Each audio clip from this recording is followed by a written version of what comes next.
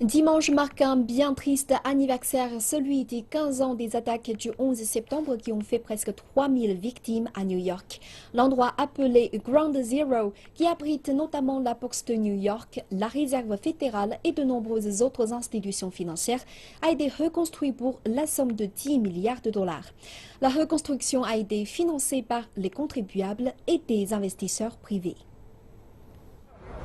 Voici les images choquantes des rues du sud de Manhattan après les attentats du 11 septembre. Un agrégat de ferraille, de béton et de restes humains. 15 ans plus tard, le site où s'élevaient autrefois les tours jumelles a été remplacé par un mémorial en l'honneur des presque 3000 personnes décédées ce jour-là à New York, en Virginie et en Pennsylvanie. Il y a également un tout nouveau réseau de transport public qui a coûté la bagatelle de 4 milliards de dollars.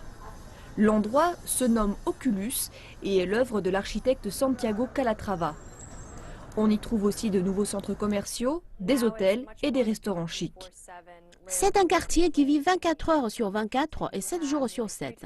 On y vit, on y travaille, on s'y détend. Il est 3 fois plus peuplé qu'auparavant. Nous avons eu 14 millions de visiteurs l'année dernière. C'est un record. C'est l'une des premières destinations touristiques de New York.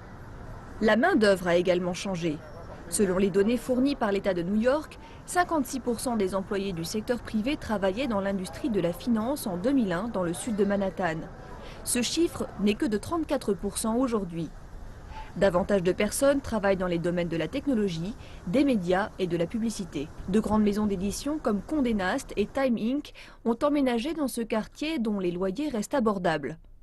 Lynn Sagalin est l'auteur de l'ouvrage récemment publié « Le pouvoir à Ground Zero ». Elle affirme que la transformation du quartier est absolument remarquable en dépit des difficultés rencontrées. L'une des principales caractéristiques de l'effort de reconstruction, c'est ce que j'appelle les deux mandats. D'une part, il a fallu honorer la mémoire des 3000 victimes qui ont péri lors des attentats et reconstruire entièrement la zone pour redonner un futur économique au sud de Manhattan.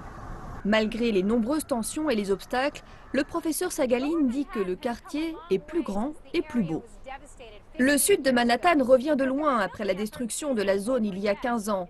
Mais la reconstruction n'est pas terminée. Vous voyez ce terrain vague derrière moi? Une autre tour y sera construite, ainsi qu'un centre artistique qui devrait ouvrir ses portes en 2019.